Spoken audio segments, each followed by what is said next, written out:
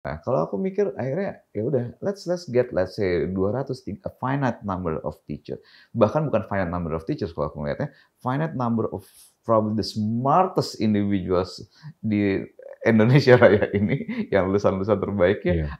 turn them into teachers. Inilah Endgame.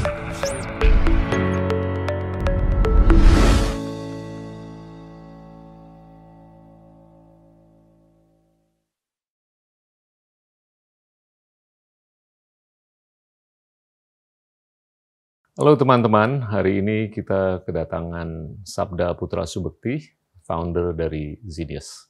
Sabda, welcome. Thank you for having me. Terima kasih. Kita mau ngobrol banyak mengenai macam-macam nih, tapi biasanya diawali dengan masa kecilnya, terus kita ngobrol panjang mengenai pendidikan, di mana pendidikan itu bisa sangat berdampak untuk kita semua ke depan, terus habis itu anything we can talk about. Sure. Ya, silakan. Boleh, mungkin aku juga sedikit cerita dulu ya, bahwa ada sedikit, aku sebenarnya tadi belum ngomongin bahwa aku sedikit ngefans gitu sama Pak Gita, sedikit. I'm a big fan actually, not sedikit. This is your show. You're my role model juga dari awal. Thank you. Just wanna make it out in the open lah. So, soal apa nih? Kita mau mulai dari mana dulu? Dari kecil, lahir di Jakarta, sekolah di SMA 8. Lahir di terus, Jakarta, kebetulan hoki juga gitu kan. Lahir di Tebet, ya Tebet itu kebetulan memiliki SD negeri yang katanya terbaik dulu, SMP negeri terbaik 115. Kebetulan. SMA negeri juga, SMA 8 yang ya itulah gitu. Nah, dan juga lingkungan yang interesting combination ya dari my parents itu. Keluargaku tuh they both entrepreneurs. Jadi mereka entrepreneurs dan entrepreneursnya macam-macam juga. Salah satu dari kegiatan mereka juga theater and music producer, sehingga di rumahku tuh dulu kerjaannya banyak ngumpul para campuran seniman / musician / philosopher dan sebagainya. Ini lebih di ibu atau bapak? Ngurusin kayak begini? Both. Bapakku tuh dulu sutradara teater, ibuku itu artisnya. Jadi, dan mereka having all this discussion, music producer, segala macam itu. Akhirnya jadi banyak orang-orang yang mungkin sekarang, aku manggilnya Om Iwan ya, Om Iwan Fals, Dian Pranataputra, dan all these people having around in my home, having a lot of discussions gitu. Seharusnya aku disuruh udah tidur, tapi tetap aja gitu nongkrong di situ untuk a lot of discussion, philosophical discussion, aneh-aneh deh, diskusinya aneh-aneh, dan juga bikin naskah drama, teater dan sebagainya. That was the kind of home yang aku growing up in. Pas siangnya selama sekolah tuh I'm not the best student ya. Nggak pernah Neither was I. Nggak pernah ranking 1, Pak. Yeah. Nggak pernah ranking 1, tapi aku tuh suka ngulik aja sih orangnya. Jadi dari kecil kalau lagi hobinya apa, ngulik gitu. Terus waktu itu ingat banget tahun early 80s, mid 80s lah. Papaku tuh dulu nawarin punya komputer gitu. Dulu tawarannya mau merek apa? Apple apa IBM? Hah? Apple gitu maksudnya. Macintosh baru aja keluar ya? Macintosh baru keluar waktu. Jadi tawarin makanya Apple atau IBM gitu. I don't know this Apple thing. Apple lah IBM, salah kayaknya, decision salah. Wrong decision. Nah, akhirnya aku punya dibeliin IBM, and then I was so into coding dari kelas 4 SD. It was a new world yang ternyata kayak dulu ya, namanya anak kecil kayak seakan-akan playing God with the universe yang ada di situ. I love doing this kind of thing, like gitu, mathematics, and punya berbagai macam hobi kecil-kecil macam-macam. And I think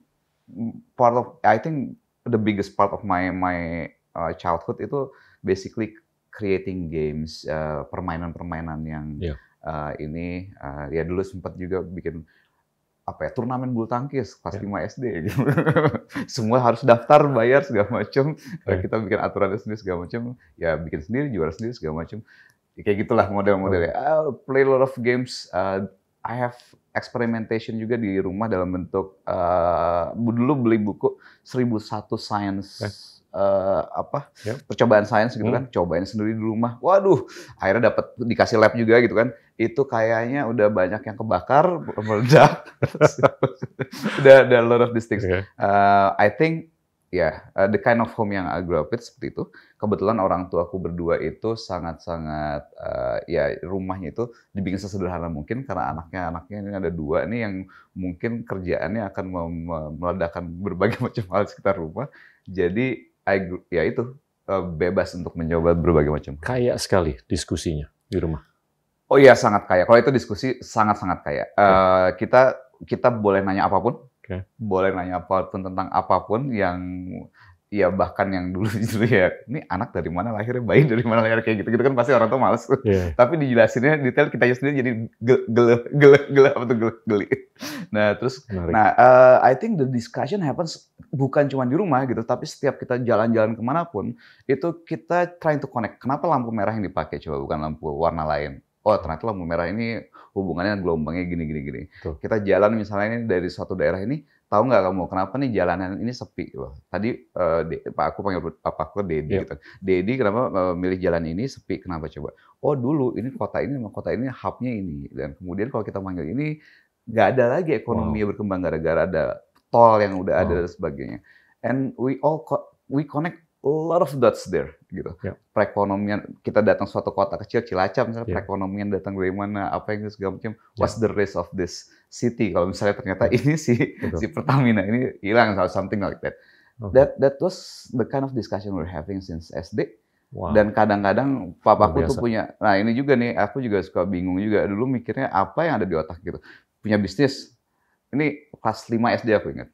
Nih, Dedi punya bisnis plan baru nih, ini untuk apply ke bank. What do you think? I mean like kelas 5 SD gitu kan. Terus omku ikut-ikutan juga, omku tinggal di rumah juga. Dia tuh broker trader saham segala macam. Wah jelasin tentang saham segala macam gini-gini. Very interesting gitu. Akhirnya aku playing the game, bikin simulasi simulasi trading saham sama teman-teman gue sekitar rumah 10-20 orang gitu kan. This is the game, this is how you should play the game. Akhirnya di perkarangan rumah gitu main simulasi saham. Kita iseng gitu orang lewat, ini anak-anak kecil main apa lagi nih kan gitu.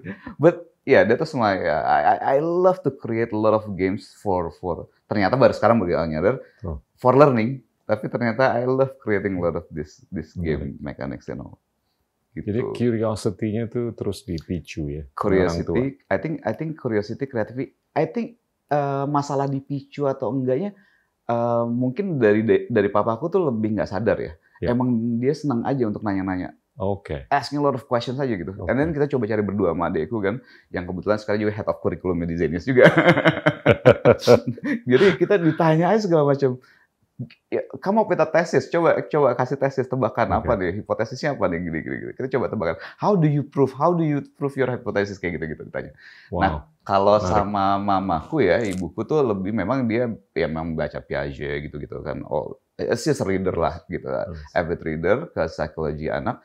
Aku IQ-nya kan rendah ya dulu. Enggak rendah sih, mungkin nggak brilian yang super brilian gitu ya, cukup 100 sekian gitu. Nah terus kemudian dan aku gagap juga, mungkin sekarang juga masih kelihatan gagapnya ada. Aku gagap, IQ-nya ini kok kurang gitu kan, mama aku ngelihatnya. Akhirnya si prepare all the practice ya. Tiap minggu aku suruh nulis, make an argument, fiksi non fiksi. Abis itu suruh presentasi untuk benerin gagapnya, to structure my argument well di dalam tulisan. Dan akhirnya ya dengan berbagai macam praktis IQ-nya naik dan I think kalau mamaku tuh emang ada human engineer deh gitu. He engineer a lot of things in me gitu. Kalau papaku mungkin nggak sengaja aja karena suka juga sama all these things. Terus ke ITB. Ke ITB, yes. Ngambil informatika. Iya. Nah, ceritanya ya basically gini sih, aku ngerasa masa mudaku secara akademik nggak terlalu spesial, kecuali SMP mungkin olimpiade matematika karena kebetulan lagi ngulik, lagi suka banget olimpiade matematik. Tapi most of my teenage years itu revolves around normally of course music and then girls. natural. Tembus natural. Music, ya itu pun gara-gara gini juga sih. Mamaku tuh sering orang yang modelnya gini, "Mas, kamu nih orang kayak gini, kamu gimana ini bisa, kamu kan jelek Mas," ngomongnya gitu, "Kamu jelek Mas, gimana cewek bisa suka sama kamu Mas? Cobalah belajarlah musik," gitu, belajar musik. "Belajarlah ngedance lah, belajar," gitu. Ya akhirnya aku ngulik musik ketagihan kan, 12 jam sehari main musik. Gitar dan segala macam, sok-sok cari manggung, bla bla bla.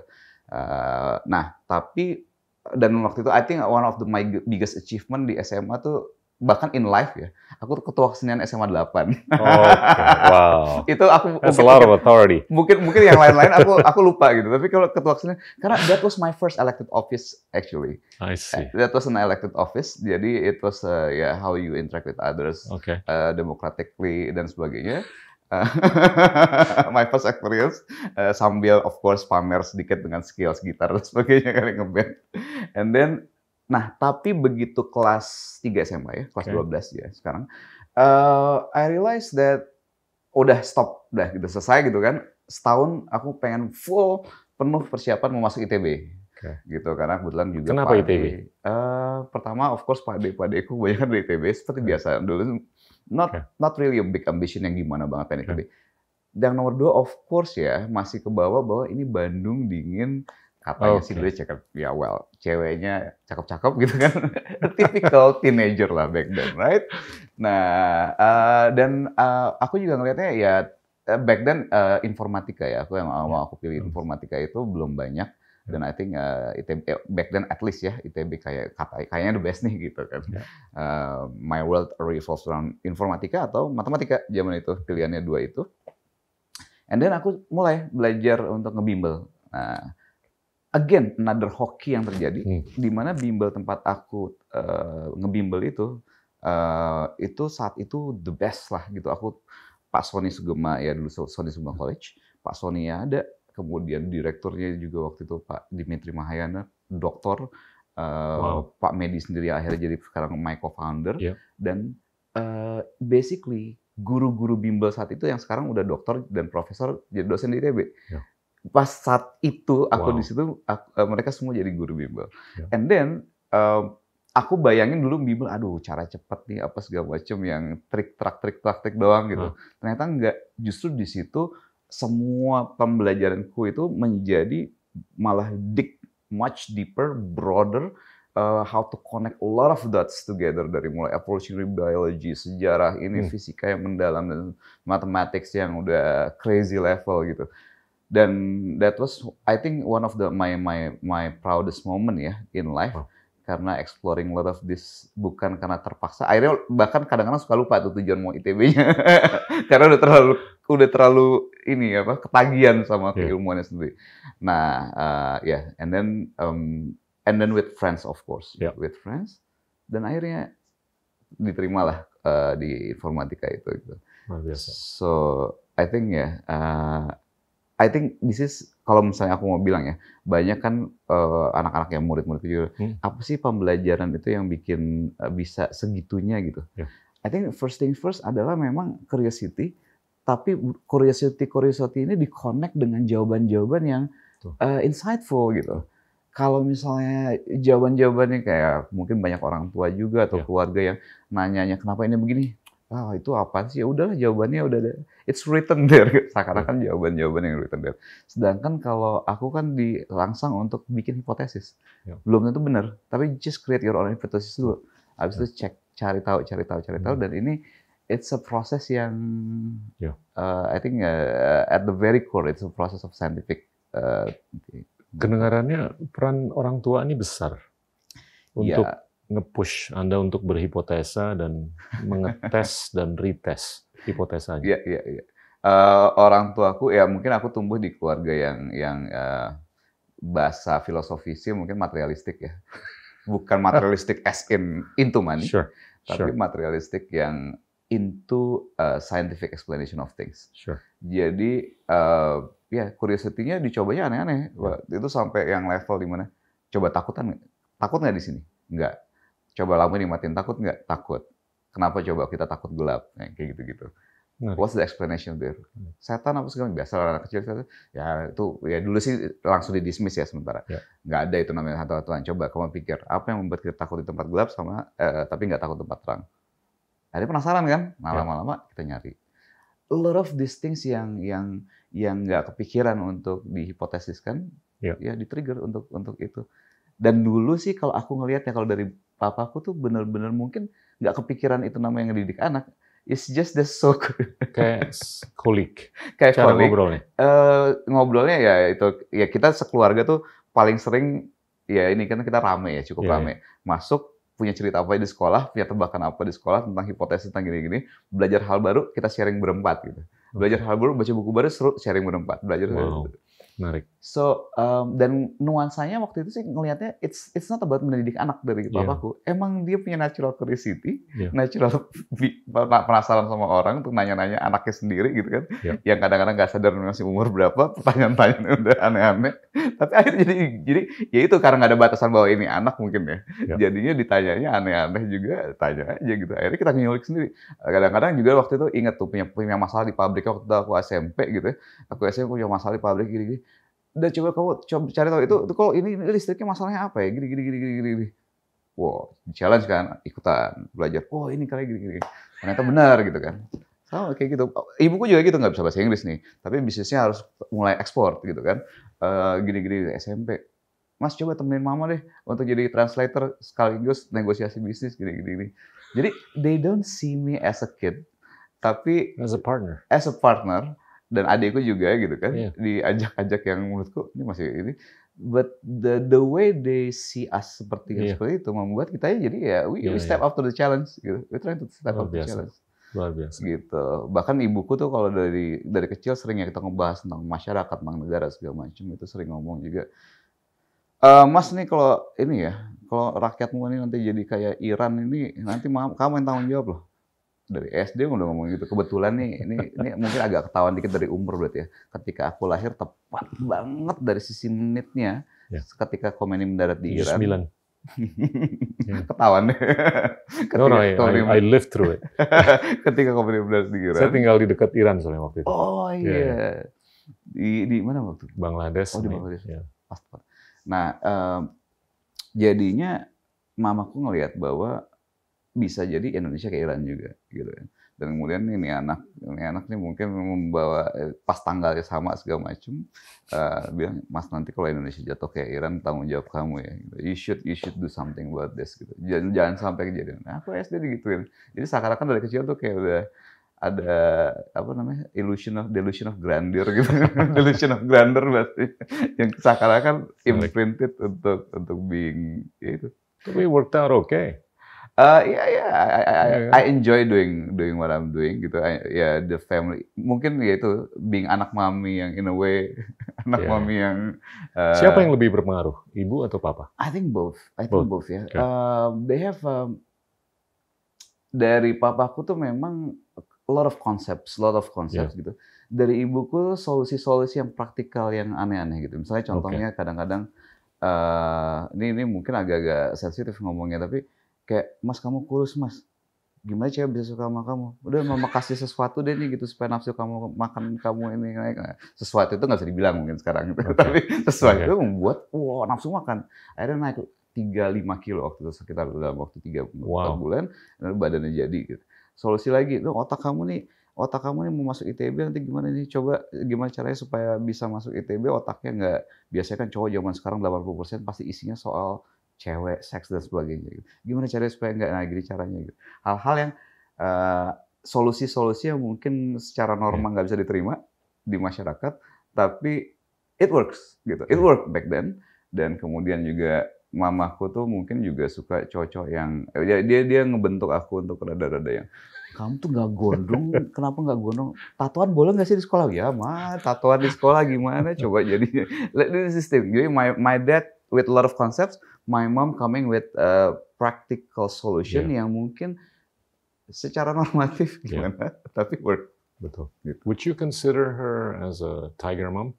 No, not at all. Justru sama sekali bukan tiger mom. Justru dia tuh cuek total. Nilai sekolah bodo amat. Nilai sekolah bodo amat. Tapi solutif. Tapi solusinya tuh solusi yang penting. Jadi gini, targetnya itu aku nentuin. Kamu mau masuk mana? ITB? Yakin masuk ITB? Oke, I'll help you with that. Gitu. Kamu mau cewek yang mana? Kamu suka sama siapa sini? Oke, mama. Something I decide the target and she helped me with the steps. Nyusun action plan gitu. Kalau my dad di keluarga itu kita nggak pernah diajarin untuk ini boleh, ini enggak, ini benar, ini salah, nggak pernah. Tapi dikasih framework. Kalau gini konsekuensinya gini. Misalnya kalau gini konsekuensinya. Contoh misalnya, Mas nih orang dua umur sukses tuh ya bisa punya dua kemungkinan. You can be so good at something. And then you can be so jerk aja, bisa jadi kamu bisa get away with a lot of your jerky things kalau kamu so good at something, atau you're being adaptive, being enak ke semua orang suka, bisa jadi kamu nggak terlalu jago sesuatu, tapi orang suka gitu. Aku sempat milih nomor 1 for a while, but wow, everyone hates me, gitu. Well, you get the consequences. Akhirnya ketika orang semua suka, ya udah kamu hampir sempat disamperin di teror rumah apa segala macam itu. Nah, bapakku cuma bilang, well, you took this choice and you get the consequences. Not on me. That's not bad. The choice you made to be an entrepreneur. Itu masih muda sekali kan, umur 19. 19. Kalau kita tarik the first legal company, itu umur 19.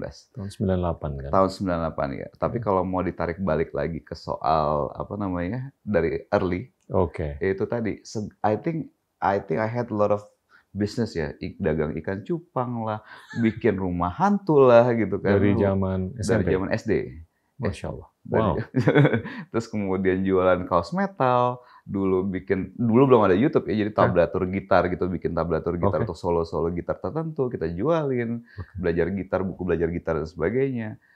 So, because di keluarga aku karena emang hampir semua entrepreneur, naturally nggak mikir mau kerja apa. Naturally, what are the opportunities out there gitu. Akhirnya, dan juga satu hal. Kedua, aku juga nggak bisa bangun pagi. Bangun jam 9, jam 10, jam 12 gitu kan, sekolah tuh, aduh, mau kayak rapat jelek terus gitu kan, nggak bisa bangun pagi. So I think ketika begitu udah mulai terbiasa bangun jam 11, jam 12, ini perusahaan kayak apa yang mau menerima gue jadi karyawan.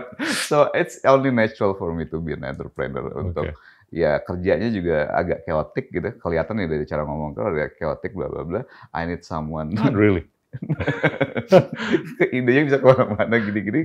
Ini butuh ide. Biasanya kalau kerja itu akhirnya well, I think itu entrepreneurship, and then I will have my let's say COO or a GM yang help me organize things, menstrukturisasi, membuat dan organization bla bla bla. I work well with itu sih kayak with a team ya, small team ini mereka execute. I do the bacot. Oke, kita coba fast forward, tapi dengan gimana dari 7 atau 8 startup yang Anda udah mulai, is Zenius the best that you would regard as, atau there would have been something else, but you're just stuck with Zenius now? My first startup itu adalah, I think it was 1 year, 2 year before Alibaba. Kalau ngelihat Alibaba sekarangnya, kayaknya itu my first startup itu bisa jadi seharusnya bisa segede Alibaba gitu. Wow. Cuman masalahnya waktu itu kita compete-nya ke manufacturer base-nya di China, kita di Indonesia ya, kita kalah karena secara berat. Kalau ditanya the best, I think aku ngelihat let's say Zenius itu yang ke-7 ya, ke-7 kalau nggak salah. Yang ke-6 lainnya mungkin it's my MBA. Really? Tuition lah ya. Jadi maksudnya gini. Tutorial sebelum. Iya, tutorial before the real thing ya. Karena gini. A lot of things yang interesting satu, tapi memang pada zamannya itu pas gitu ya. Pada zamannya timingnya pas, kemudian juga interestku lagi ke sana. Cuma memang perbedaannya adalah ya satu e-commerce yang kayak gini, kedua e-commerce yang retail, kedua e-commerce itu segala macam. All these startups yang aku punya itu kayaknya paling lama aku tekunin 1,5 tahun. Karena mungkin duitnya ya sorry to say relatif easy to do this, to bring the money, tapi bosen gitu. Jadi kayak there's nothing to it, there was nothing to it gitu. Jadi begitu nemu Zenius, the best in a sense bahwa ya ini I think it's been 17 years, Tapi my passion, my fire nggak hilang-hilang kayaknya. Di pendidikan. Di Zenius ya, di pendidikan gitu. Wow. So nggak ada temptation untuk melakukan yang dulu pernah dilakukan dan dengan pertimbangan sekarang timingnya lebih oke. No. Karena I can say that my life it's about this mission. Not necessarily Zenius doang gitu ya, tapi we can do a lot of things. But basically, I can say that ya udahlah my life ini it's all about this mission yang kebetulan the means-nya adalah education gitu. Kita kupas ya. Mari. What's your idea of a good education? Good idea of a good education. To be honest ya, I cannot say kayak gini good education. No. Tapi kalau kita tarik balik why I chose education adalah karena kita ngelihat kita ya personally believe sebelum Zenius believe bahwa ini habis reformasi, kemudian demokrasi, dan kemudian mulai diskusi perdebatan segala macam yang kayaknya kita ngeliatin ini kayak nggak ada ujungnya nih, nggak ada ujungnya perdebatan ini segala macam mau harus gimana, nggak ada model yang tepat gitu. And then I stumbled upon Tan Malaka Madilog yang bilang bahwa ini semua rakyat Indonesia harus baca ini. Gitu. I read that, and then aku juga ngalamin beberapa hal yang here and there waktu ngambil GRE ya dulu waktu mau ke sana ngambil GRE ngelihat here and there bahwa I think I came to a conclusion di mana sepertinya masyarakat bumi ini itu membutuhkan suatu intellectual standard. Suatu intellectual standard ya ada suatu threshold. Kita sebagai humanity itu humankind harus pass di standard dan kalau enggak bahaya. Kenapa? Karena kita di relatively democratic world lah. Ya di Indonesia maupun di dunia. Karena kalau enggak melewati ini itu enggak ya bahaya ya global warming lah, climate crisis, all these problems gara-gara kita bumi ini mungkin nggak siap dengan 8 miliar manusia, mungkin nantinya jadi 10 miliar, mungkin ada 15 miliar. Bumi ini nggak siap untuk menerima sebanyak itu, and then we're having problem, and humanity itu bisa jadi in danger ya kalau kita nggak memiliki ini. Karena ya kalau bahasa sehari-hariku ngomongnya kalau mereka dodol, nggak bisa mikir, mereka nggak sadar mereka dodol, mereka nggak sadar mereka nyusahin orang lain, dan we're in this together. Dan dalam demokrasi, kalau mereka dodol-dodol ini menentukan pilihan, ya milihnya dodol, polisinya dodol, we're in this together, we're in the same boat. Akhirnya, ya kayak gitu. So, kalau tanya balik lagi, what is a good education for me? Mungkin sederhananya kita balikin dulu dua ya. Ada dua goal dari education tadi. First, tujuan buat individunya masing-masing. Tujuan masing-masing individu ini itu bisa jadi ya udah, you wanna be a painter, you wanna be a badminton player or something, go ahead. Itu sebagai social mobility belajar spesifik di sana. Nah di sana mungkin nggak perlu belajar matematik, mungkin nggak perlu belajar matematik, mungkin nggak belajar logika, mungkin nggak perlu belajar ini itu sains yang aneh-aneh. Gitu. Karena itu sesuai dengan tracknya mereka masing-masing. But it's not enough. This kind of education is not enough. Kita butuh education untuk society, yang purpose-nya for society. Di mana purpose society itu tadi, bagaimana mencapai humanity ini past the threshold, past the civilization threshold untuk sustain our civilization, humankind ini, mankind, we need to pass this. Nah ini pentingnya minta ampun. Aku tuh mau enforce ini sepenting itu loh gitu. Ini bisa ya bahkan kasarnya gitu. Bisa jadi kalau mereka belum punya ini, nggak lulus satu tes yang menunjukkan mereka pass the threshold, bisa jadi itu nggak punya voting rights misalnya. Misal kayak gitu kan kita punya izin SIM tuh kan. SIM, oh iya boleh nyetir karena bahaya dong ya kan. Kenapa voting itu nggak berbahaya? Itu berbahaya. Mungkin punya anak juga bisa jadi berbahaya. Mungkin apalagi hidup in general bisa membahayakan orang lain kan. Kalau misalnya mereka nggak berbasis this intellectual standard yang yaitu komponen-komponennya mostly sih critical thinking, scientific reasoning, logic dan segala macam. Nah jadi if I can say the good education, this is individual target and then the societal target ya, target dan kemudian dua-duanya tercapai melalui satu gitu. The means-nya, caranya, how-nya let the innovators do the job, including ourselves ya di Zenius. Tapi there's no, aku nggak percaya bahwa ada satu cara pasti yang work for everyone. That's why di Zenius juga kita istilahnya adaptive learning, personal learning, karena nggak, tiap individu beda-beda, caranya beda-beda. Tapi kalau dari tujuannya kita bisa sepakat. Society targetnya dan individu. Kalau dua-duanya itu dicapai dalam satu paket education, that's a good education. Saya akhir-akhir ini bertanya kepada beberapa narasumber atau menyampaikan suatu paradoks di mana informasi atau diseminasi informasi itu sudah sangat terdemokratisasi. Tapi yang sangat disayangkan, ide tidak terdemokratisasi. Ya kan, bahkan terpolarisasi. Nah, ini yang mungkin menghambat proses belajar untuk manusia kan. Apalagi kalau kita mau mengaktualisasikan diri kita sebagai diri yang lebih sempurna daripada sebelumnya, itu harus kaya kan dengan ide. Tapi kalau idenya itu sangat terpolarisasi, sehingga bagian tengah spektrumnya ini hampa atau cetek. Gimana kita bisa beride? Iya kan?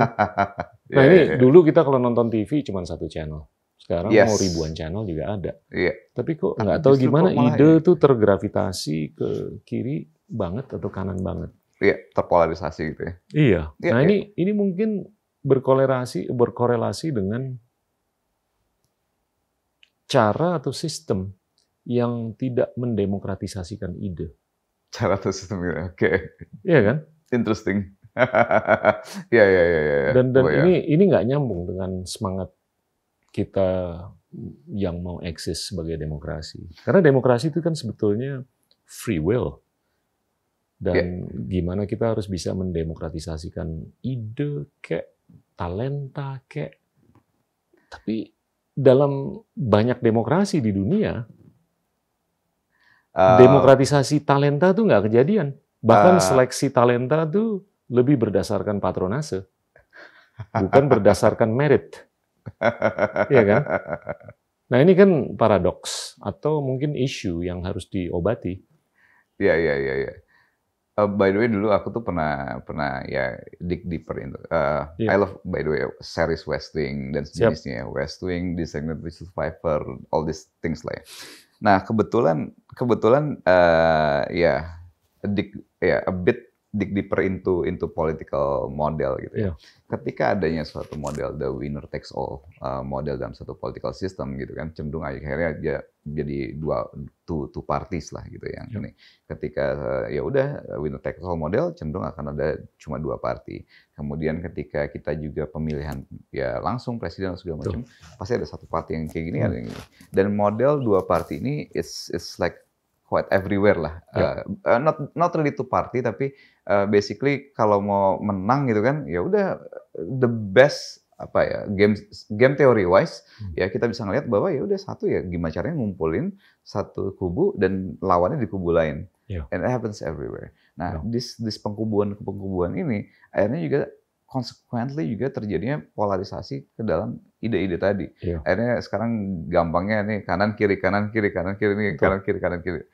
Di mana karena terasosiasi sama orang-orang circle yang sama yang ini mengamplify ide yang sama, itu lagi echo chamber lagi, apalagi sekarang dengan sosial media kita bisa milih siapapun yang kita follow dia lagi, WhatsApp grupnya isi orang yang mirip lagi pemikiran, and then it's amplified.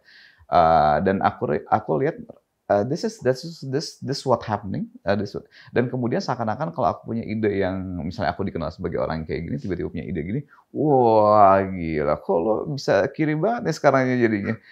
No, this is my stance is whenever gitu kan. Dalam specifically this spot, this is my stance. Specifically this is my stance. Nah, aku by the way aku punya habit untuk follow segala spektrum dari sosial media, segala spektrum tuh.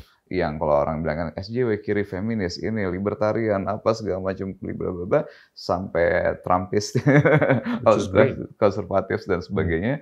I have spektrum karena aku melihatnya memang we cannot dismiss any idea just because itu came, let's say from Ben Shapiro or something, atau dari someone else. Nah, jadi let's just assess yang cerdas sekali.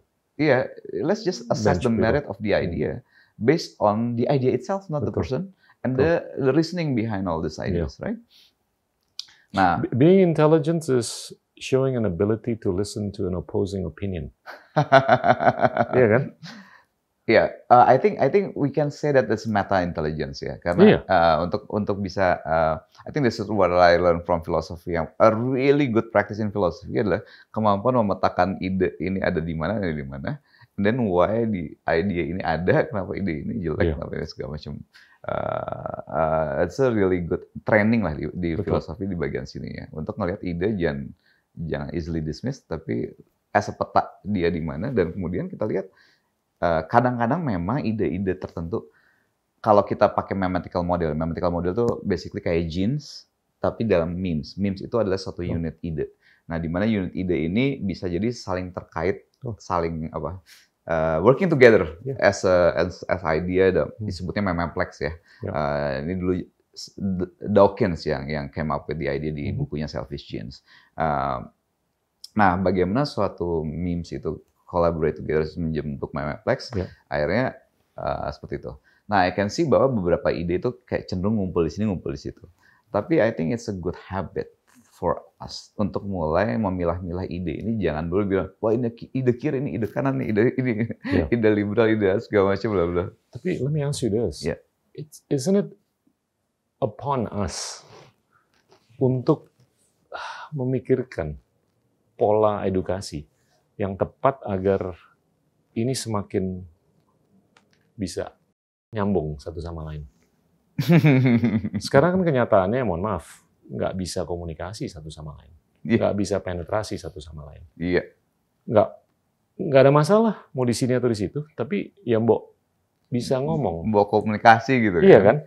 Kalau menurut saya, gimana anak-anak kecil ke depan tuh bisa terdidik agar mereka tuh walaupun beda ide ataupun ideologi, tapi bisa berkomunikasi.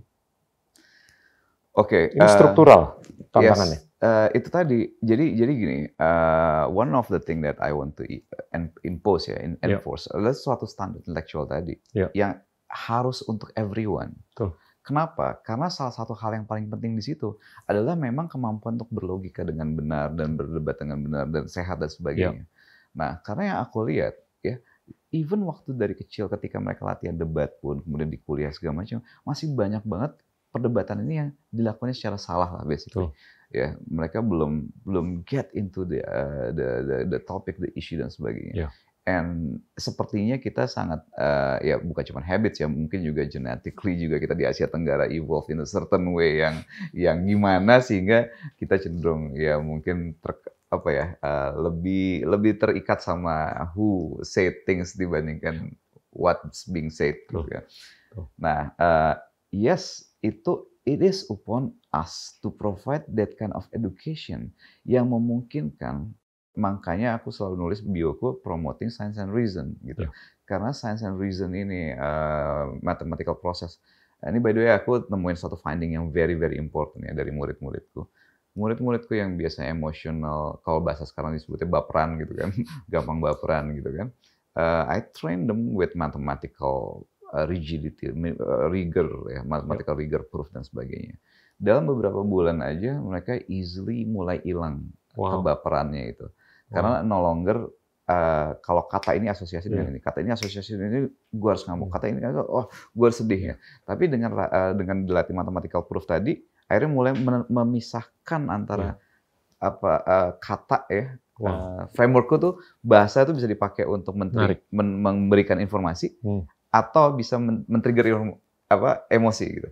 Nah, with this kind of practice, mereka mulai menjauhkan diri dari emosi dijauhkan dikit dengan what's being analyzed dan menganalisnya dengan lebih dingin lah gitu. Dan unsur kepokoeannya kurang. Apa? Ya kan? pokoknya itu berkurang. Iya kan? Significantly berkurang. Iya. Karena bagus. Ketika mereka mulai understanding complexity, mereka nggak lagi pokoknya gitu atau gini, nggak ngelihat. Jadi kalau kita kalau bahasa juga sekarang being gaslighted kan, I gaslight. If we continuously gaslighted ourselves, are you sure? Are you sure? Are you sure? Gitu kan.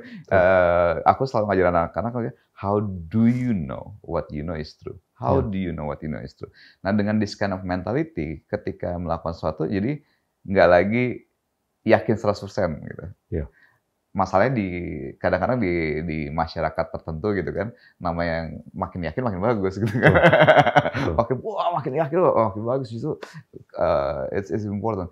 I think justru the model of mathematician and scientist itu kan justru a healthy skepticism, a healthy keraguan lah gitu kan. It is important gitu untuk kita jangan sampai yakin banget dengan itu. Let's just visit first gitu. Let's explore the idea. Let's try it. Let's entertain a bit lah dengan itu. It's a very good mentality gitu.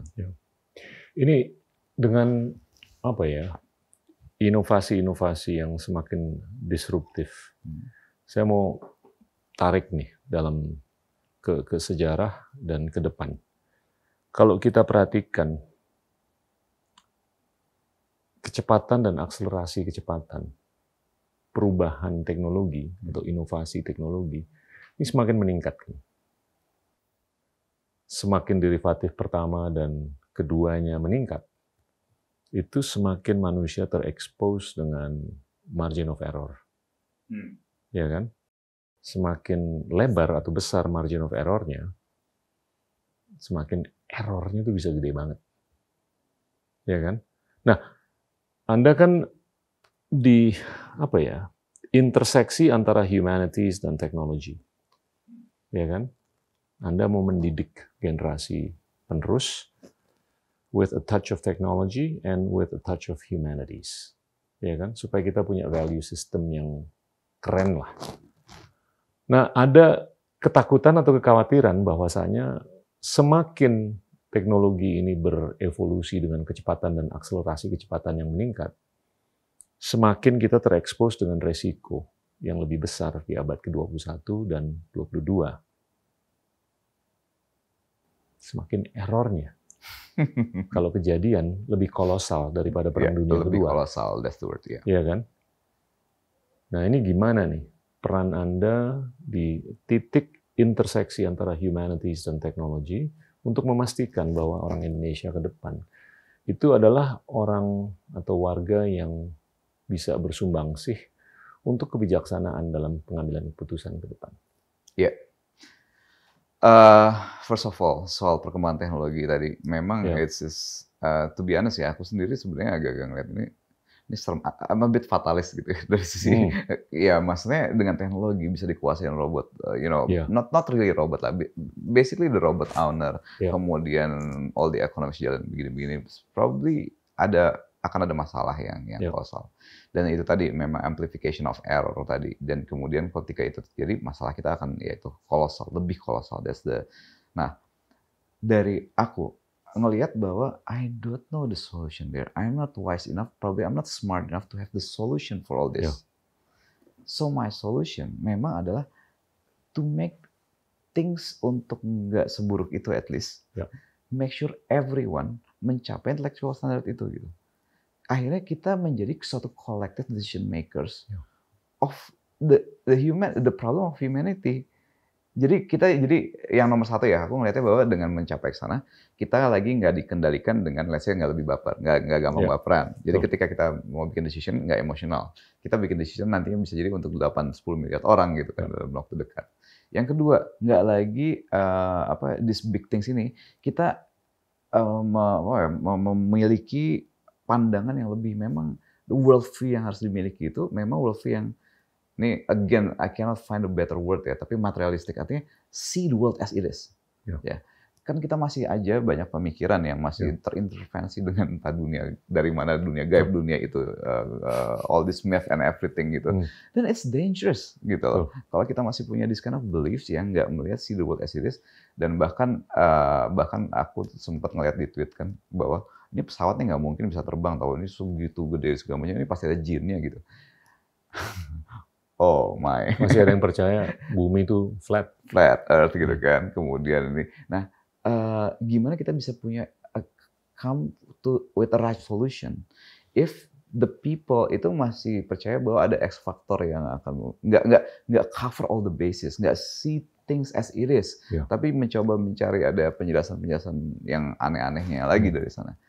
Nah, my way of education kan basically, Genius tuh mau merangkai Indonesia yang cerdas, cerah, asik. Kita breakdown satu-satu ya. Cerdas itu basically thinking skills lah, pure thinking skills. Cerah itu basically knowing strategic knowledge yang change the paradigm.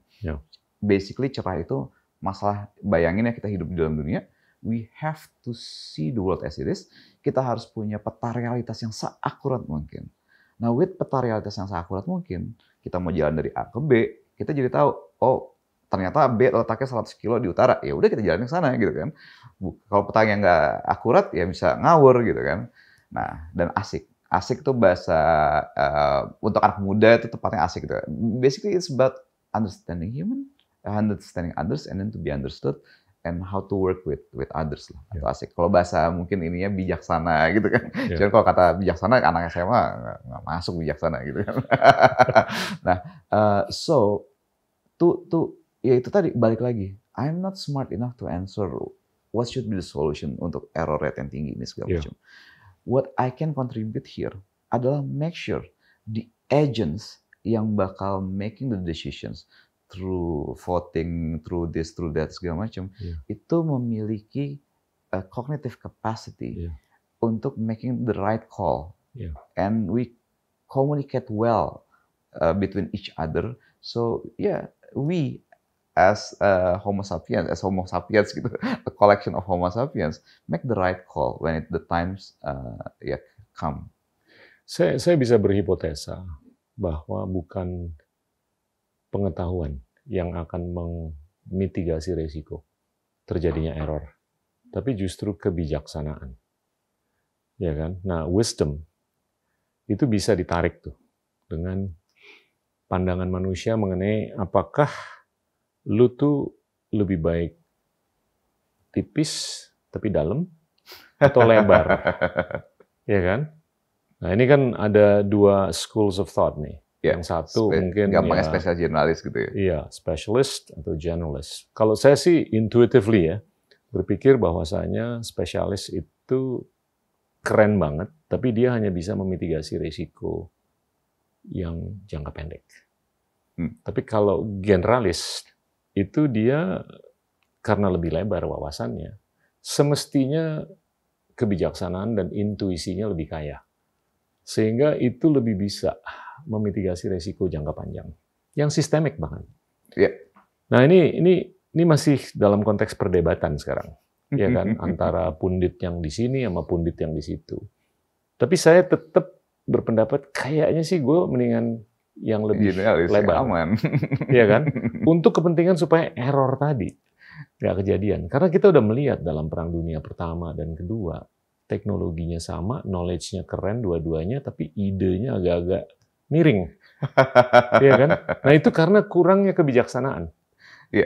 Nah itu penting kalau menurut saya untuk ditanam kebijaksanaan dalam manusia, agar dia bisa membantu kemanusiaan untuk memitigasi risiko jangka panjang. Totally agree, totally agree. Makanya kita embed inherent di dalam misi kita itu memang udah ada A-nya gitu. A itu kebijaksanaan kita dalam bentuk A, asik gitu ya. Karena gini. Dan juga kalau di Genius ya, kita merasa bahwa generalis dan spesialis ini sebenarnya, we can see that it's a bit of false dichotomy sebenarnya, Pak. Sorry to say.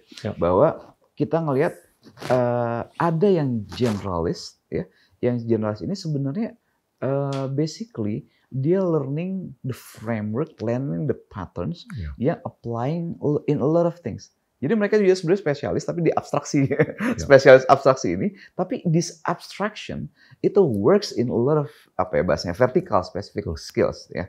Nah kita ngelihatnya bahwa kalau balik lagi ke soal tujuan pendidikan di Zenius itu ada individu dan society ya. Di dalam yang level society itu sifatnya yang fundamental skills. Jadi ada fundamental skills yang semua orang wajib intellectual standard tadi, yang wajib. Nah once mereka punya ini, kemudian mereka boleh masuk ke dalam specific skills baru. Jadi ada fundamental skills dulu, baru practical specific skills. Nah, fundamentals, insights, and specifics. Fundamentals, exactly. Nah, insights ini very very important juga. Sekarang kita nyampur fundamentals, insights, and some specifics. Nah, di sini kita kenapa ini sangat-sangat penting? Karena as an educational industry company lah ya, kita juga pernah di challenge gitu kan misalnya nih. Oke, lo ngajar misalnya digital marketing. Lo ngajar PR, ngajar communication misalnya. Terus kemudian kalau misalnya skill-nya yang mereka pelajarin dari lo itu dipakai buat ngajarin orang untuk, jihad, jadi teroris segala macam. What do you say to that? Kalau lo ngajarin teknik kimia segala macam, untuk bikin bom, untuk meledakin entah apa gitu. What do you say to that? Nah, as an educational company, that is our, kita take it as moral responsibility bahwa before you even jago di suatu hal-hal yang spesifik, kita harus make sure bahwa mereka me-adopt dulu nih all this kececeannya bahasa Indonesia, kececeannya ini harus di-adopt cerdas, cara asiknya harus paket sebisa mungkin ini. Bisa belajar paralel bisa, but itu kececean itu kadang-kadang komponennya bisa beda-beda ya. Tapi normally komponennya adalah to achieve that level of wisdom at the end of the day gitu, mereka harus ada suatu proses untuk pertama cerdasnya pasti, kedua being exposed to important let's say kayak the history of life, history of human civilization, some sort of these things tuh penting banget untuk mereka mungkin lihatnya jadinya nggak lagi analoginya mungkin gak? Kalau misalnya ada orang yang ngerasa bahwa let's say ada meeting di jam 6 pagi sampai jam 6 sore, lagi meeting di satu RT gitu. Ada orang yang datang baru jam 5 gitu kan. Terus kemudian dia nggak pelajarin apa yang terjadi. Nggak baca minutes of meetingnya dari jam 6 sampai jam 5. Tiba-tiba punya ide gini-gini. Kadang-kadang ide-ide kan, lah itu mah udah. Tadi udah dibahas, kenapa kita nggak ini. Nah, I think some of the people came into the world a bit late. Nggak mempelajari ini. Sehingga mereka nggak tahu, mungkin pernah ada ide itu. Udah pernah diomongin ide itu sebelumnya. Udah pernah dicoba dan gagal. Dan mungkin ada salah segala macam. Nah, I agree, the wisdom. Dan soal generalisnya tadi, makanya itu kita mau enforce. Makanya kita mau enforce. Being a generalist is a must for this the kind of generalist mungkin kita define dikit nantinya. This kind of generalist is a must for everyone to have, bukan cuma buat nanti-nanti aja gitu. Nah, the problem ya kalau enforcement ini nggak ada. Ya, ini sorry tuh tapi aku emang rada galak soal enforcing ini dalam standar ya. Misalnya lulus tes ini baru boleh ini, lulus tes ini baru boleh ini. Kalau enggak, itu bisa bahaya, right? Bisa jadi kan kita misalnya aku ngelihat ada pola-pola juga ya di anak-anak ini yang akhirnya bisa jadi leader top di suatu tempat ini gara-gara mereka bisa jadi terlalu fokus di situ, akhirnya bisa jadi paling jago, akhirnya bisa leader dan belum punya enough wisdom tadi untuk making the call for a bigger things, exactly. Nah, di situ yang aku ngelihat bahwa I want to play that part di situ gitu untuk gimana caranya nyiapin anak-anak muda ini dan gimana caranya juga mau kerjasama gitu sama sebagainya untuk please can you enforce this misalnya kan. Enforcement itu bisa terjadi misalnya lulus SD, lulus SMP, lulus SMA, lulus SMA masuk kuliah, lulus kuliah standarnya harus ada tertentu atau masuk kerjaan, masuk CPNS, LPDP mungkin. Segala macam jenis tes, kalau bisa arahnya enforcement itu. Because we're in danger. I can see that humanity is in danger gitu kan. Banget. Wah, kita juga setuju gitu. Dan karena gini loh, temptation ini kan kalau anak-anak muda sekarang kan dia pengen hanya mau jadi ahli coding aja. Ya kan? Mungkin ada juga yang pengen jadi ahli gardening. Tapi mungkin penting sekali atau lebih penting untuk yang mau jadi gardener untuk belajar mengenai antropologi, yang mau jadi coder belajar mengenai sejarah, ya kan? Dan gini loh, ini terasa banget dalam percakapan multilateral, yang mana Ada sih beberapa yang nggak bisa berpikir secara longitudinal, terlalu latitudinal, iya kan? Dan bukan sesuatu yang tidak mungkin bahwasanya sesuatu yang terjadi di Amazon, rainforest, itu berkorelasi dengan apa yang bisa terjadi di Kambodia, iya kan? Scientifically, it's empirical, bisa tuh. Tapi you always talk about connecting the dots, right? Yeah. Lebih susah mengconnect the dot ke depan daripada ke belakang, ya kan?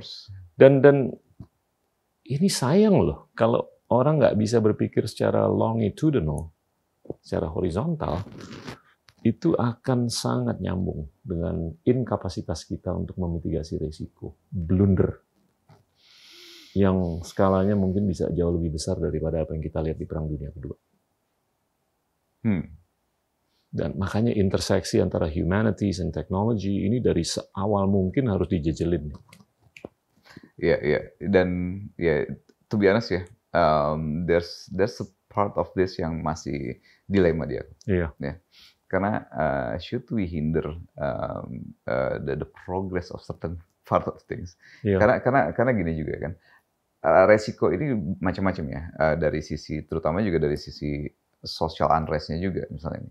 Imagine ya seperti kita juga tahu lah ya, ketika a lot of things done by robot mereduce a lot of human work dan sebagainya, ini bisa jadi udah jadi resiko pertama dulu, social unrest, ya kan?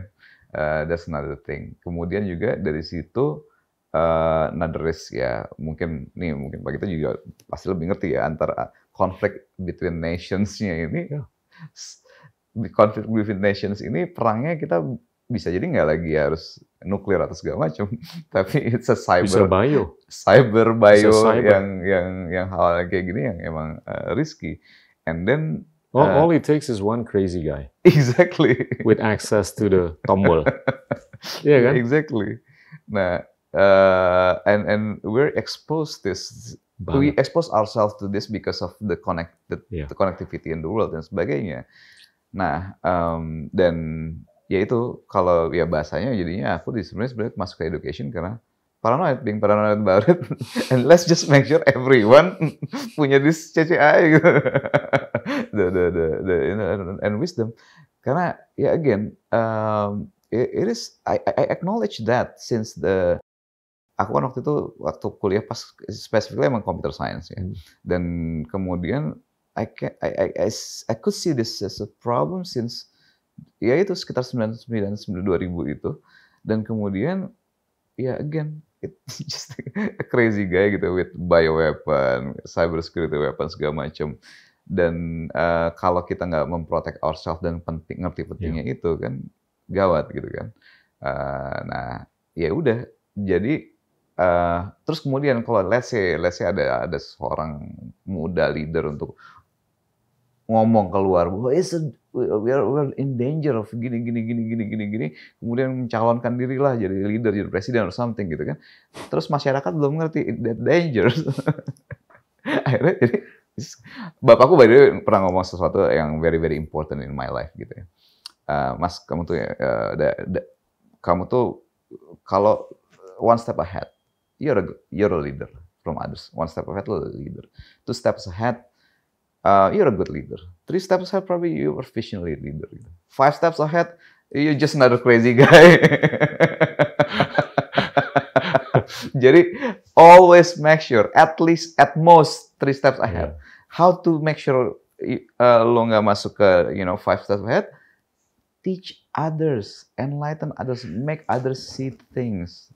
Ini bukan mau digress, tapi kalau bicara mengenai kepemimpinan, dalam sejarah itu kan orang yang bisa mimpin dengan skala yang besar. Itu yang dijual adalah fiksi, bukan fakta dan sains. Iya kan? Jadi kita harus pastikan. Antropolog knows this well. Exactly. Dan kita harus pastikan fiksi yang diberdayakan oleh siapapun yang menjadi pemimpin ke depan itu adalah fiksi yang sehat. Iya. Iya kan? Kalau fiksinya nggak sehat, cilaka kita. Saya mau amplifikasi lagi nih. Kita mau bicara ke masa depan ya. Alright. Ini kan kita udah di titik atau crossroads di mana disrupsi teknologi ini semakin gila. Kan? Kalau ngomong abad ke-21, mungkin dalam 50 tahun ke depan tuh,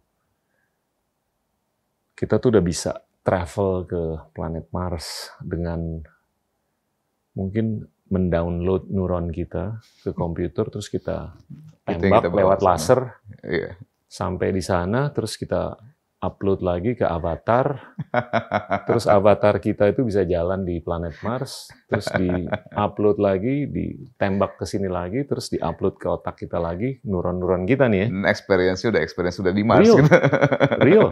You can tell people that you've been to Mars. Iya kan? Interesting. Ini mungkin agak-agak utopian. Tapi yang dystopian, skenario-nya banyak. Nah, yang satu lagi di biological intelligence, ini kan dalam banyak laboratorium, udah banyak eksperimen lah yang dilakukan untuk merekayasa kode genetika. Supaya manusia lebih mancung kayak, lebih tinggi kayak, bahkan IQ itu theoretically bisa ditingkatkan ke 1000 dari 100 dengan mungkin 10 generational phases of IVF experiments. Masih perlu nggak sih kita pendidikan kalau IQ bisa dinaikin ke 1000?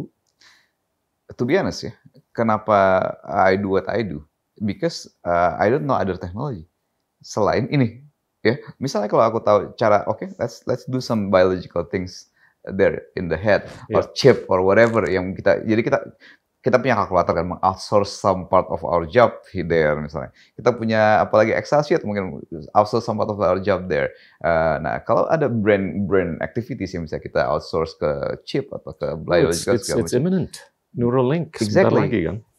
At one point probably we'll be there. Tapi ketika aku mulai kan, this thing is not there. This thing wasn't there. Jadi mungkin gini ya.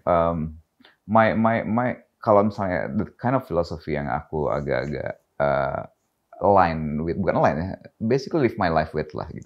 I'm an American pragmatist, John Dewey, William James yang we can see the future, we can not really predict lah, exploring or exploring what the possibilities of the future, blah blah blah. But I want my action to be real and prepare for that kind of things, gitu. Jadi back in the day, I know chip itu bisa meng-outsource a lot of things. Genetic zaman itu waktu itu belum ada genetic editing, but this kind of things kita bisa mengimprove sana. But before that happen, one thing that we can do is through this kind of education. Gitu. Jadi, and in the future, probably no longer an education, and no longer an education that we the concept of education that we know probably totally usang, obsolete gitu. In the future, probably it's not about education, it's about being connected to the super consciousness. Ya, misalnya, the world of knowledge yang dimana all neurons ini kita bukan cuma our own neuron to with the others neuron. Nah, tapi nggak tahu juga tuh gimana cara memisahkan antara knowledge dengan experience. Mereka kita merasakan experience pribadi juga orang lain juga kalau misalnya kita sharing itu berlebihan gitu kan. Ya, mungkin kayak sosial media. Bayangin sosial media at the neurotic level gitu kan. What's the name? Yang gimana kita bisa sharing ini semua? It's possible. Ya, dan kemudian akhirnya decision making kita jauh lebih akurat, ya kan? Siapa yang bisa imagine bahwa sosial media kita bisa ngomong apapun ke siapapun, itu banyak orang dan segala macam. And why not gitu? In the future kita nggak lagi kita justru the technology membypass the process of information processing tadi, which is by the way ya, aku ngelihat salah satu masalah ya zaman tahun 2000 itu ketika aku bikin tesis untuk mau kuliahan itu ya, bikin tesis bahwa kalau information access itu equal, aku menebak ya namanya anak muda ya, bahwa segala macam akan equal juga. Ekonomi equal ini exactly. Nah, ternyata salah satu yang paling penting aja aku miss one important variable, information processing gitu kan. Nggak semua orang punya kemampuan memproses informasi dengan akurat, dengan benar. Kalau information processornya aja error, mau informasi rata segimana pun informasi prosesornya error, ya nggak efektif. Nah, imagine, nah sekarang right now, our education, my kind of education yang aku lakuin itu bagaimana memastikan information processor ini at least process the information correctly, ya, dan kemudian ditambah yang lain connect the dots. Oke.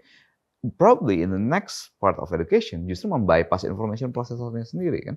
Our kind of social media bisa jadi it's a, brain brain connectivity gitu kan antar kita, di mana kita membypass information proses sensorinya lagi taruh langsung di brain, and then we can access all the neurons yang ada di segala macam. Dan ketika itu yang terjadi, probably that's the kind of education yang no longer udah accelerated gitu ya.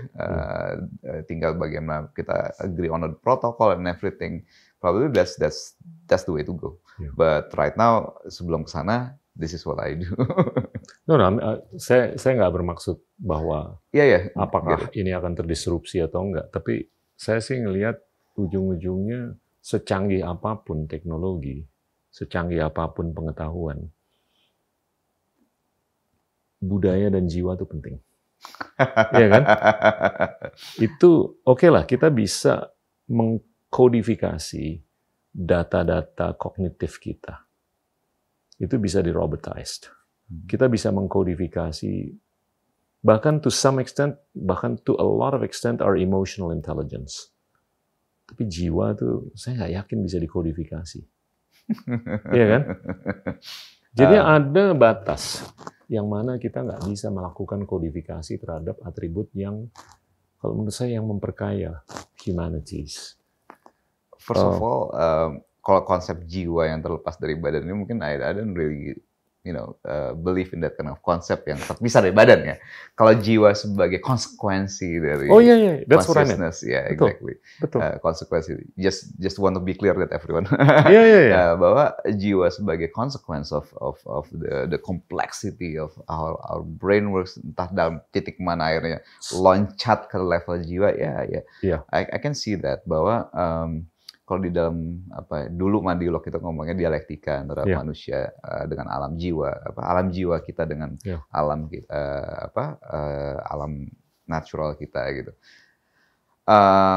Dan memang yang aku lihat setelah belajar antropologi dan sebagainya, I think one of the critical part of how we can survive adalah bagaimana tektokan antara alam jiwa kita dengan budaya, environment, budaya dan sebagainya.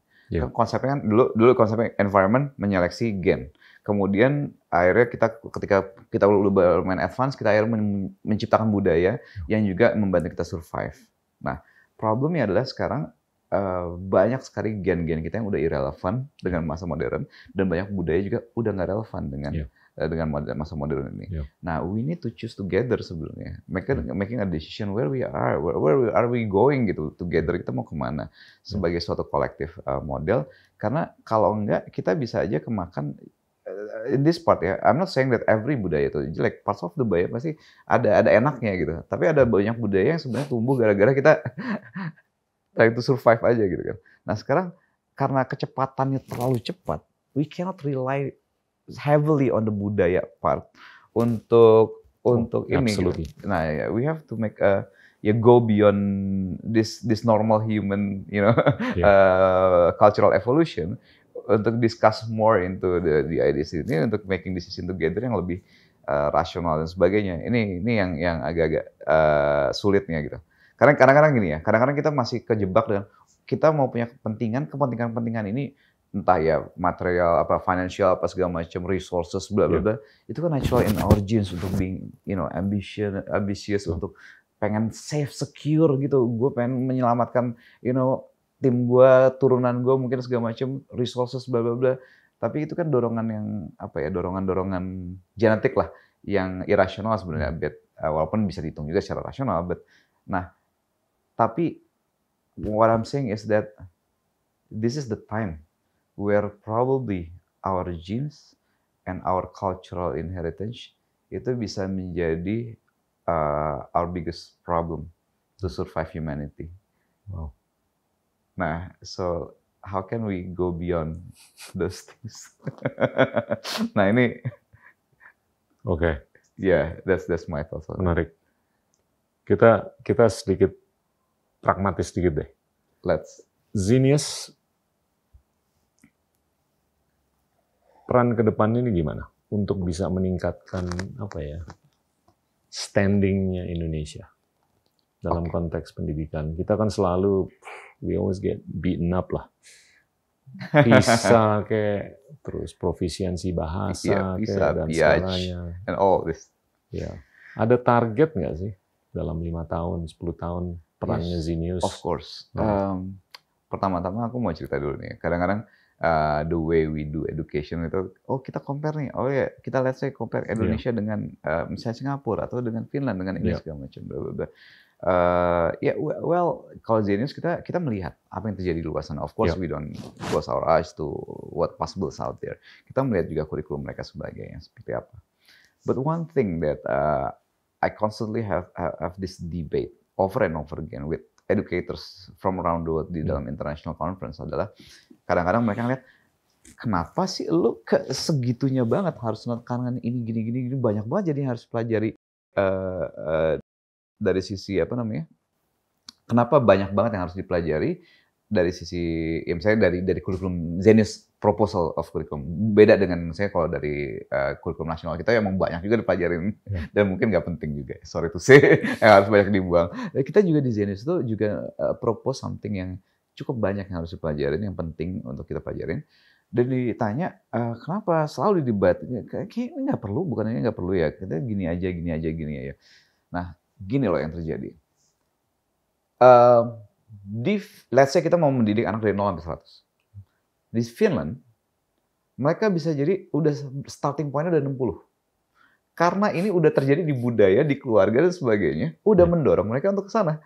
Di budaya udah terbiasa untuk anak-anak itu tadi suruh berhipotesis, nebak, logical reasoning, everything logical reasoning terjadi. Sehingga mereka starting point-nya 60. Di kita bisa jadi mulai bahkan bukan dari 0. Bisa dimulai dari minus 40. Karena harus banyak sekali yang harus di-unlearn dulu. Ya, di-unlearn dulu. Anak-anak misalnya kebiasa, jangan ini nanti ini apalah, pamali lah ini atau ada entah apalah nanti kalau gini begini gitu begitu.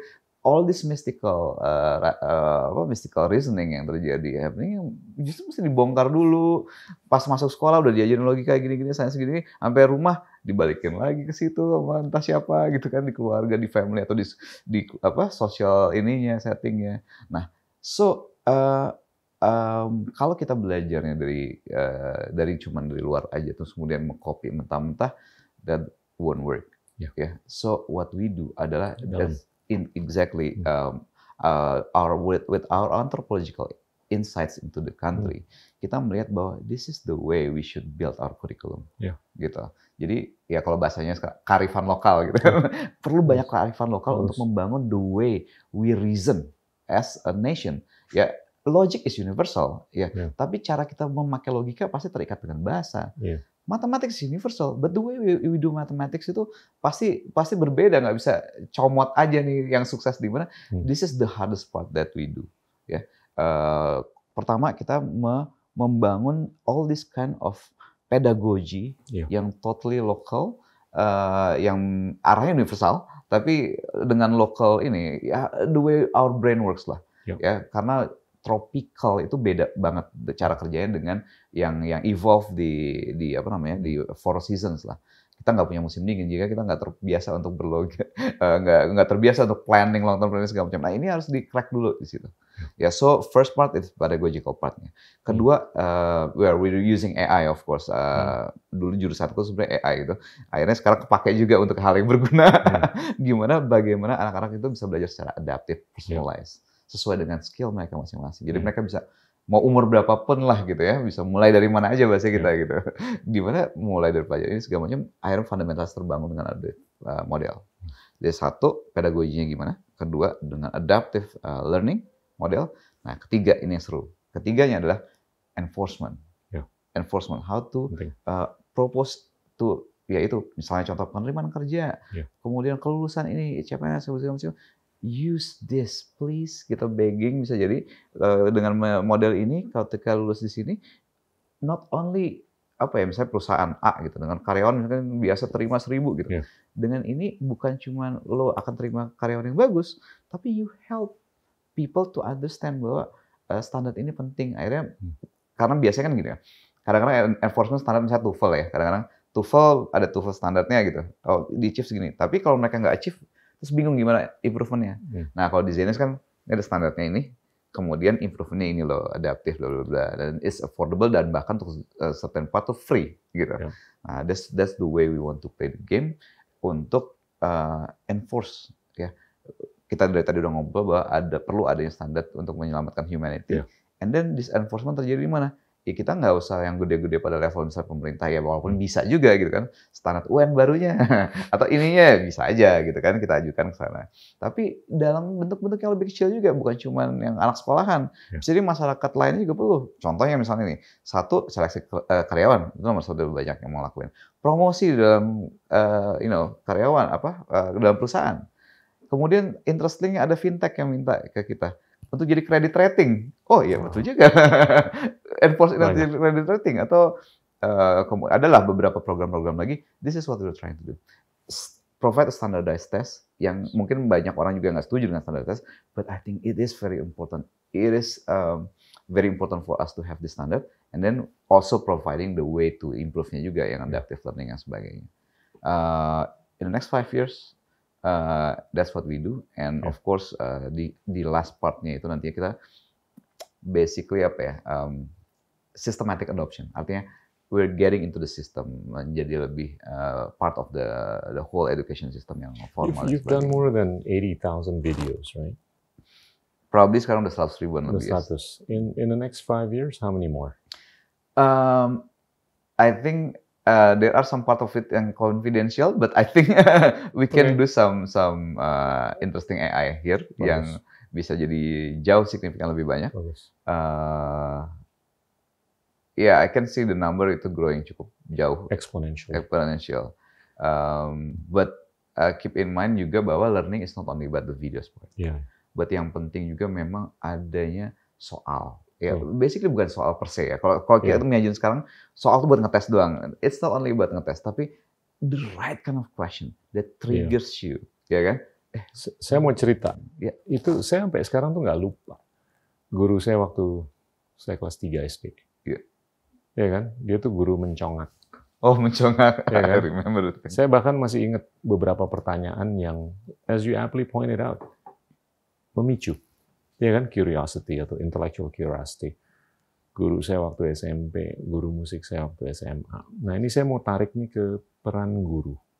Ya kan? Seringkali kalau kita ngobrol mengenai pendidikan, akhir-akhir ini saya sering angkat, kita tuh terjebak dengan topik terkait dengan kurikulum dan siswa-siswi. Tapi kita kayak kurang memberikan premi terhadap kepentingan guru. Ya kan? Dan ini empiris bahwasanya kalau guru lulus dari perguruan tinggi top 5-20%, itu dia dalam setahun bisa ngajar 1,5 tahun ajaran. Tapi kalau dia dodol lah, lulus di bottom 20% di perguruan tinggi, suruh ngajar, dia dalam setahun cuma ngajar 1,5 tahun ajaran. Mestinya kita harus pastiin dong, ya kan? Yang ngajar dimanapun, bukan di platform Anda aja. By way of policy kayak, atau by way of persuasion kayak, itu kalau bisa yang bahkan bukan top 20, top 5% lah kayak di Korea Selatan. Di Korea Selatan kan top 5% yang ngajar, bukan hanya status sosialnya keren, tapi kesejahteraannya juga terjamin. Dia suruh milih kerja di bank, di perusahaan konsultan, atau di startup apa, atau suruh jadi guru, dia milih jadi guru. Karena gajinya oke, benefitnya oke, dan status sosialnya kalau pulang ke rumah tepukin. Nah, this could be the game changer, iya kan? Tapi problemnya mungkin nyari guru yang berkualitas. Tapi saya agak-agak optimis karena di era digital, ini kan tinggal kita cari a finite number of teachers, kita pipain aja secara digital. Which what you're doing already. Yeah, kan? What we're trying to do, yes. Nah, you're actually on to something really good. Iya kan? Thank you. Tinggal diamplifikasi aja. Untuk kepentingan kita meng-game change diri kita sendiri. Dan kalau ada guru yang keren banget, dia top 1% kayak, wah dia bisa dalam setahun mungkin ngajar ajaran ekuivalen 2 tahun. Yang diajarin tuh di ujung pipanya makin cerdas, ceria, yang Anda sampaikan tadi kan. Would that work? Dan gini loh, saya mau apa ya? Mau menghimbau. Ini semestinya bisa diakselerasi kan? Iya. Yes. Karena gemes juga loh. Kalau ngelihat negara-negara tetangga yang standingnya kayaknya di atas kita terus gitu loh. Ya. Ini harusnya diakselerasi, yes. Iya. Pertama, permasalahan guru. Soal guru ini so kompleks. Ya. Kenapa kompleksnya gini? Untuk benar-benar guru bagus itu kualitasnya, ya bayangin lah ya, murid-murid ini mungkin it's not only about learning the mathematical things. Ya. Di Zenius itu bahkan standarnya gini, dia mau ngajar itu, kita punya revolution of learning ya. Pertama itu ada 4 layers of revolution. Nomor 1 teknologi. Guru-gurunya harus bisa ngajar dengan teknologi, itu ya jelas lah, itu gampang, paling permukaan. Yang kedua itu methodological revolution. Yeah. Artinya di mana revolusi yang mereka harus lakuin itu di dalam pedagogi itu bukan cuma metodologinya, bukan cuma menyebarkan informasi, tapi mereka harus menginstal pola pikir yang penting ke anak-anaknya. It's 2 different things gitu, antara cuma menyampaikan informasi sama menginstal suatu pola pikir. Gitu. Itu nomor 2. Yang ketiganya pedagogical revolution kita adalah bahwa guru itu justru harus punya integration of knowledge, sehingga dengan integration of knowledge itu mereka itu bisa mengajar matematika, tapi it's not only about the math. Bisa jadi pengetahuan matematik banyak yang nggak penting buat semua orang. Storytelling. Tapi ya storytellingnya itu kan berhubungan dengan logical connection di matematika dan sebagainya. Akhirnya bisa berpikir dengan membuat suatu logical connection ini menjadi suatu story yang menarik. Nah, itu yang mungkin yang penting, yang akan kebawa kemana-mana, merapihkan, menyisirlah otaknya gitu. Otak disisir lebih rapi. Banyak yang berpengetahuan, tapi banyak yang nggak bisa menarasikan pengetahuan. Exactly. Nah, bisa jadi dia juga pengetahuan, namanya kecerdasan ya, kalau kita bisa bilang dots ya. Dots adalah apa yang kita tahu, ya. Kemudian kecerdasan bisa jadi bukan the dots, tapi the connection. Misalnya, let's say ini ada dots yang isinya 5 sama 5 gitu. 5 sama 5. Dots 5 sama 5 ini connect-nya ada berapa kombinasi connection. 5 ini connection-nya berapa. Tapi ketika dicampur jadi 10, connection-nya bisa jadi lebih banyak gitu.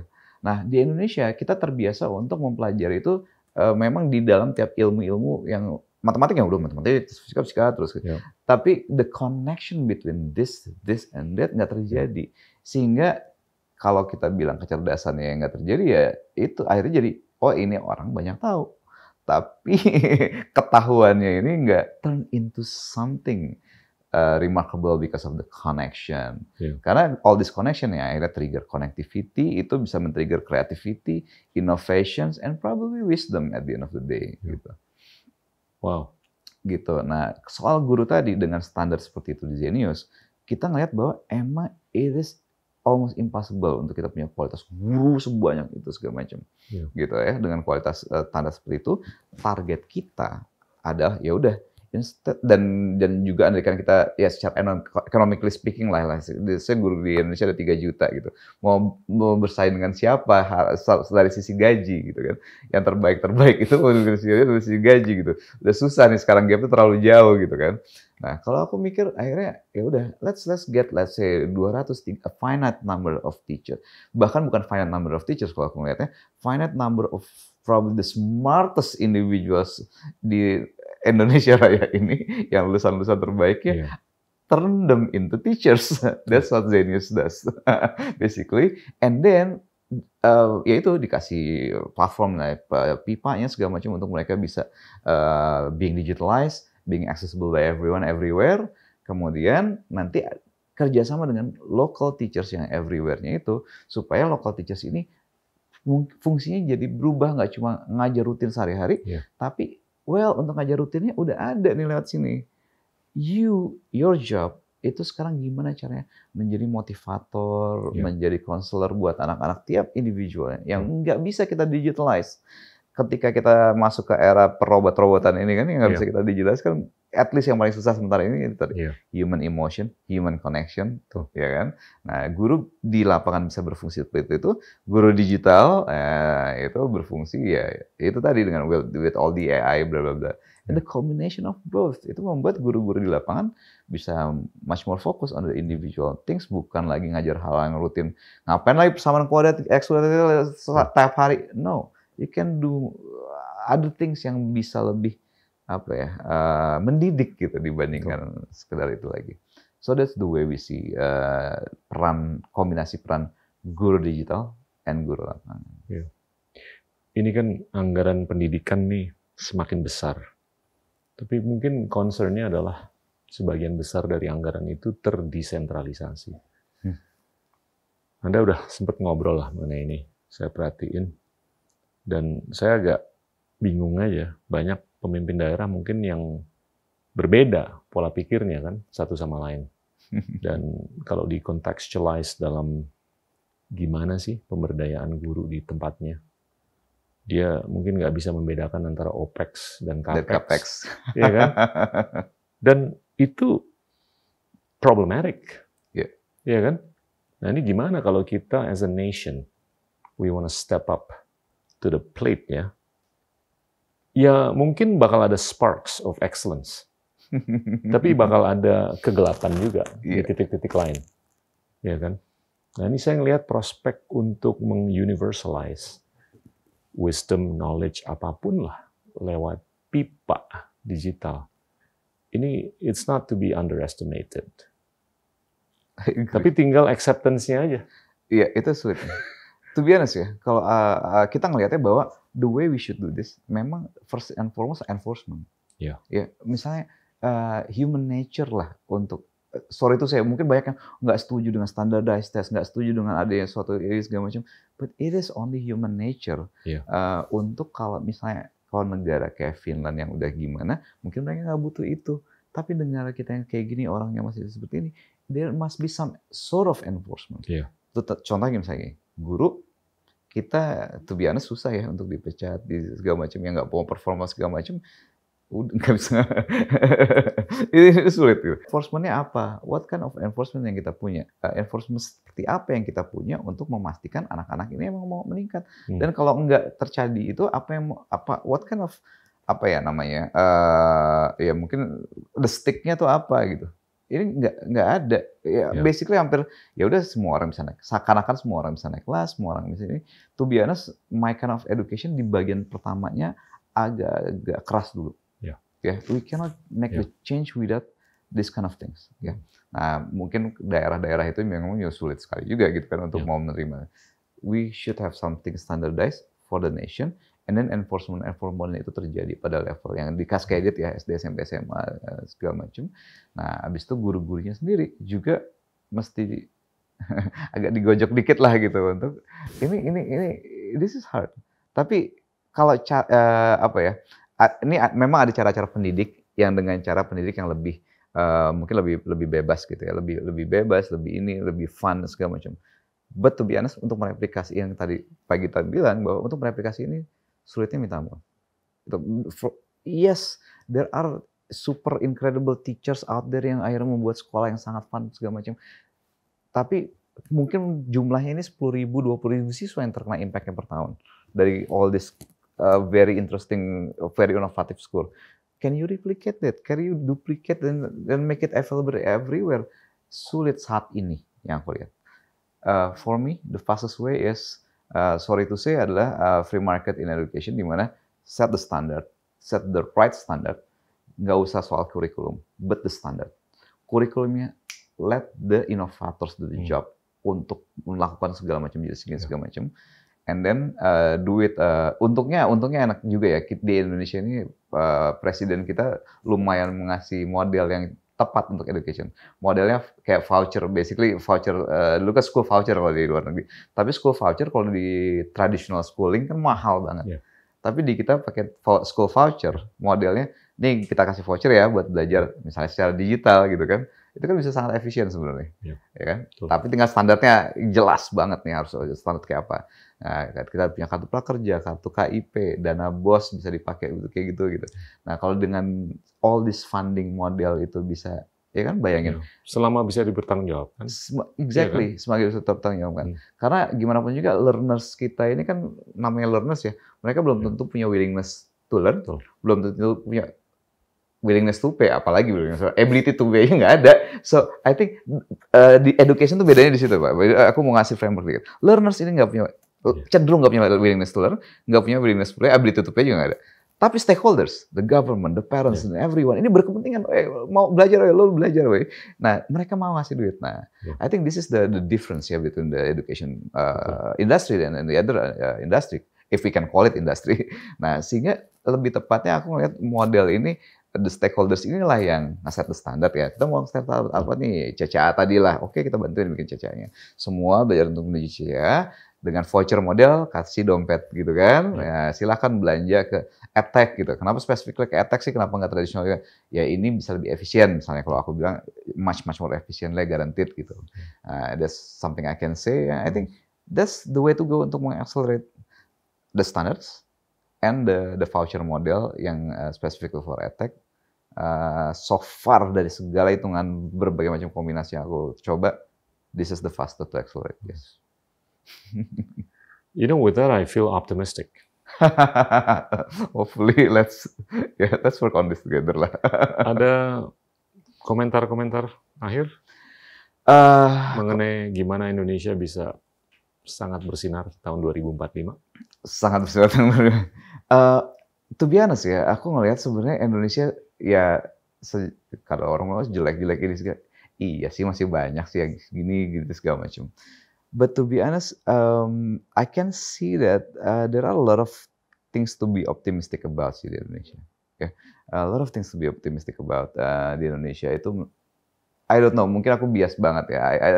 I so love this country. Jadi mungkin aku bias banget dari we do too. Kita ngelihatnya bahwa I think one thing yang aku kalau analytikan pesan segala macam, be much more apa ya?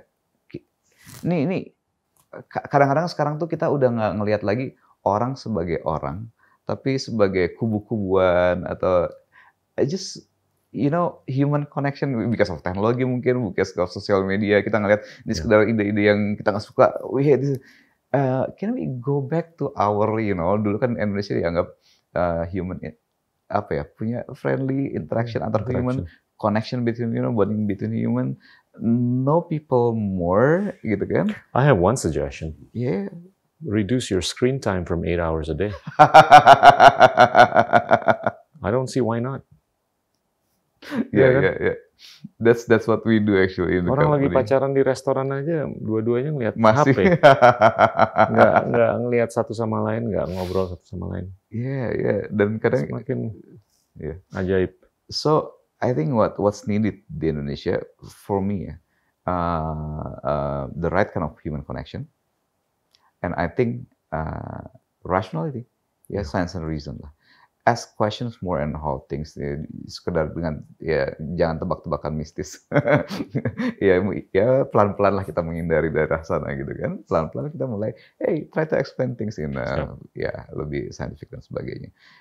Help a lot gitu. Wow. Oke. Thank you loh. Thank you banget loh Pak Git udah mengundang dan udah mengajak kemari. banyak duit tadi keluar macam. Oke.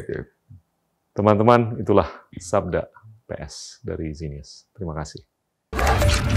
Inilah Endgame.